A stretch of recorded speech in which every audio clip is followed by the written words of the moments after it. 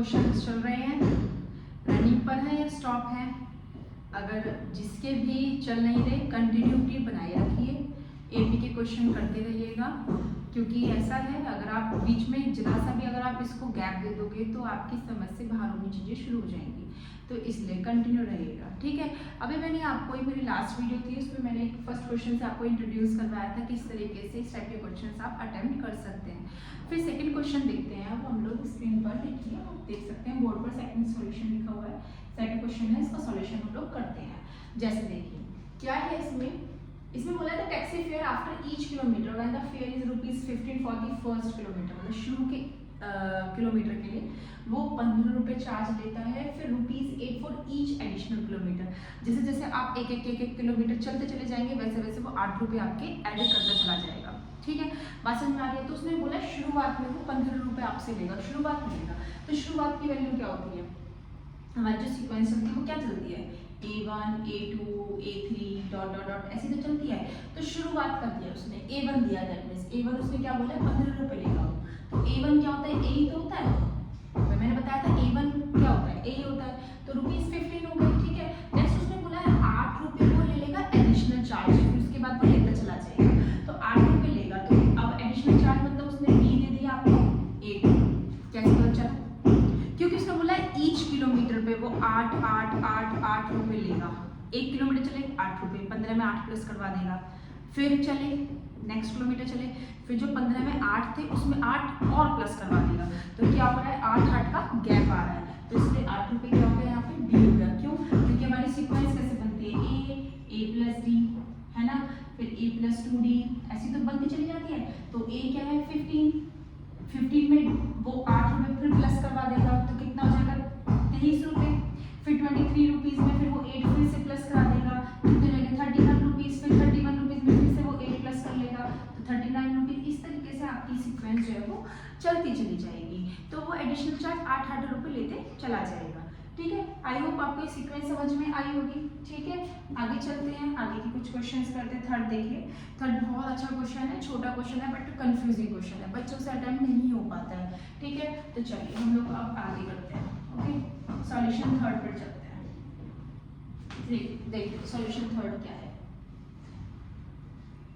देखिए क्या लिखा हुआ है, which of the following are AP. आपको चेक करके बताना है क्या ये एपी है, इट इज एन एपी और नॉट। ओके, चलिए तो फर्स्ट पार्ट ले लेते हैं इसका, हम फर्स्ट पार्ट देखिए क्या है, 3 + 3 रूट। ओके, नो 3 है, 3 अलग है, 3 + रूट अलग है, देन 3 + 2 रूट 2 अलग है, देन 3 + 3 रूट 2 अलग है। इस तरीके से आपकी एक सीक्वेंस उसने आपको दी है, चेक करना है it is form an AP और नॉट। ठीक है, एपी की पहचान क्या होती है, अगर उसका कॉमन डिफरेंस इक्वल आ रहा है तो वो एपी है, अदरवाइज वो एपी नहीं है। तो हमें क्या चेक करना है, उसका डी निकाल के देखना है, D means common difference, D निकाल के देखना है। अगर वो सेम आ रहा है, कम से कम 2 या 3 बार हम लोग चेक करेंगे, अगर दोनों 3 बार में हमारा डी इक्वल आ रहा है that means it's form an AP. तो लेट्स चेक प्लीज, ए क्या है, फर्स्ट टर्म कॉल ए फर्स्ट टर्म क्या हो गया 3 हो गई। ठीक है, ए की वैल्यू 3 आ गई। डी कैसे चेक करते हैं, A2 - A1, तो A2 क्या है आपका 3 + √2 माइनस A1 क्या है 3। देखिए खोलिए इसे, 3 + √2 माइनस का 3 से क्या 3 कैंसिल हो गया, क्या आ गया √2 आ गया। अभी तो A की डी निकाला है और निकालिए।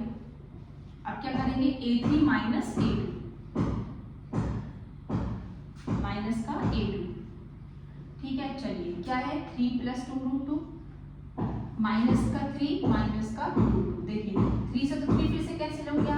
अब ये देखिए 2 √2 में से अगर 1 √2 चला जाएगा, 2 √2 है मतलब √2 2 टाइम्स है, ये वाला √2 1 टाइम्स है, तो 2 टाइम्स में से अगर 1 टाइम्स कोई चीज चली जाती है तो 1 टाइम ही तो बचती है। ठीक है, तो इसका मतलब 1 टाइम्स √2 बचेगा, दैट मींस √2 क्या है, पहले भी निकाला A2 - A1 करके निकाला था, A2 - A1 करके निकाला था तो भी √2 आया था। अब A3 - A2 करके निकाला था तो भी क्या आ रहा है √2 आ रहा है, that means common difference is same, it's form an AP. Next second part पे चलते हैं, सेकंड पार्ट भी चेक कर लेते हैं। ठीक है, ये देखते हैं कि भाई ये AP बना रहा है या नहीं बना रहा है। ठीक है, चलिए फर्स्ट पार्ट तो हमने बहुत अच्छे से कर लिया। आई होप आपको समझ में भी आया होगा। ठीक है, नहीं आता है फिर भी कोई बात नहीं, कमेंट बॉक्स में डाल दीजिए, मैं आपके लिए ऑलवेज अवेलेबल हूँ बताने के लिए हर चीज़ के लिए। ठीक है, नेक्स्ट सेकेंड पार्ट है a square a cube a raise to power 4 up to. ठीक है, सीक्वेंस फिर से आपको दी गई है, क्या चेक करना है AP है या नहीं। चलिए लेट्स डू इट। फर्स्ट हम A तो आपका A ही दे दिया उसने, A तो आपका A ही दे दिया। क्या करना है, अब D निकाल के देखना है, क्योंकि D अगर सेम आएगा तो AP बनाएगा, अदरवाइज नॉट। ओके, चलिए D निकालते हैं। D क्या होता है, A2 minus A1, that means A की पावर 2 माइनस A। अब देखिए A की पावर 2 है या A की पावर क्या है, 1 है। अब आप कहोगे तो एक काम लेते हैं ना, A की पावर 2 में से A माइनस करो तो A आ जाएगा, नहीं ये गलत है। बच्चे यही कंफ्यूज रहते हैं, अगर 2A में से A आप माइनस करो तो A बचेगा, 2 टाइम्स ऑफ A में से 1 टाइम्स ऑफ A माइनस करोगे तो A बचेगा। कभी भी पावर के साथ सब्ट्रैक्शन डायरेक्ट नहीं होता, power is a power, power में सब्ट्रैक्शन नहीं होने का, बल्कि कोफिशिएंट्स अगर लगे हुए हैं, बिकॉज A का कोफिशिएंट यहाँ पे क्या है 2 है, तो कोफिशिएंट में से माइनस हो सकता है, बट पावर में से कभी भी माइनस नहीं होता, ये ध्यान रखना। पावर में से हमेशा जो टर्म्स आती है वो ऑलवेज कॉमन आती है। तो हम क्या करेंगे, A2 में से और A में से A कॉमन ले लेंगे, तो यहाँ पे A बचेगा, यहाँ -1 बचेगा। आया बच्चों समझ में, नहीं आया? ठीक है, अभी तो एक ही D निकाला है, अब एक D और निकाल के देखते हैं, अगर वो दोनों सेम आए तो इसका मतलब ये AP है, otherwise it is not form an AP। Next D क्या लिखेंगे, A3 माइनस A2। मैंने बताया था पावर है, पावर में से हम माइनस कभी नहीं करते, क्या करते हैं, पावर में से ऑलवेज कॉमन टर्म्स निकलती हैं। तो A की पावर 3 है या A की पावर 2 है, तो A की पावर 2 छोटी है ना, जैसे यहाँ पे A की पावर 2 थी या A की पावर 1 थी, तो A की पावर 1 हमने कॉमन ली बिकॉज ये स्मॉलर थी। अब इन दोनों में से स्मॉलर कौन सी पावर है, A की पावर 2, तो 2 कॉमन ले लेते हैं। जब A की पावर 3 में से A की पावर 2 कॉमन निकल जाएगी तो एक A तो बचेगा अंदर, और यहाँ पे हमने पूरा का पूरा बाहर ले लिया, तो यहाँ क्या बचेगा, -1। तो अब आप देख सकते हैं ये दोनों D सेम नहीं आ रहे हैं। बच्चे अभी भी कंफ्यूज हो जाते हैं, क्यों, कहेंगे मैम A-1 सेम तो आ रहा है, D सेम तो आ रहा है, कहाँ आ रहा है अलग अलग, तो बेटा पावर में डिफरेंस आ रहा है, यहाँ A की पावर 1 है या A की पावर 2 है, तो हल्का सा भी चेंज अगर आ जाता है तो वो क्वेश्चन को डिफरेंट बना देता है। बात समझ में आ गई? तो ये क्या है, AP बना रहा है नहीं बना रहा है, तो आंसर क्या आएगा, no, it is not form an AP। Okay, next third part देखिए, बिकॉज फोर्थ पार्ट तो आपका होमवर्क में देंगे हम लोग, बिकॉज आप खुद अटेंड करेंगे। सॉरी, थर्ड पार्ट आते हैं। थर्ड पार्ट देखिए क्या है, √2, √8, √18, √32, ये है आपका सीक्वेंस दी हुई है। क्या करना है फिर से, ये तो A हो गया, फर्स्ट टर्म हो गई A, D चेक करना होता है, मेन तो D की बात होती है। चलिए D शुरू करते हैं। D क्या होगा, A2 माइनस A1, √8 माइनस का √2। अब √8 में से √2 कैसे माइनस होगा, तो क्या करेंगे हम लोग, √8 का क्या करेंगे, प्राइम फैक्टराइजेशन, जो हम 6th क्लास में सीखते हैं। देखिए √8, 2 4 जा 8, 2 2 जा 4, 2 1 जा 2, दिख पा रहा है? ठीक है, क्या करते हैं, रूट में से निकालने के लिए पेयर्स बनाते हैं। अब 2 का एक पेयर तो बन गया, बट एक 2 जो है वो खाली रह गया, उसके साथ कोई पेयर नहीं बन पा रहा है, तो क्या करेंगे, इन 2 में से ये एक 2 तो बाहर निकल जाएगा, ये 2 रूट के अंदर बच जाएगा, तो ये वाला तो इसका तो 2 निकल जाएगा, ये 2 बचा खाली, तो ये रूट में अंदर रह जाएगा, 2√2 माइनस का ये वाला √2 उतार लिया। अरे बात समझ में? अब फिर वो ये तो कोफिशिएंट्स लगे हुए हैं, जैसे √2 का कोफिशिएंट यहाँ पे 2 है, यहाँ √2 का कोफिशिएंट यहाँ पे कुछ भी नहीं है, तो क्या माना जाएगा, 1 माना जाएगा। ठीक है, तो 2√2 में से √2 अगर गया, 2√2 में से वो ये 2 टाइम्स में से अगर 1 टाइम्स हम माइनस करते तो 1 टाइम बचेगा, तो दैट मीन्स क्या बचेगा, √2।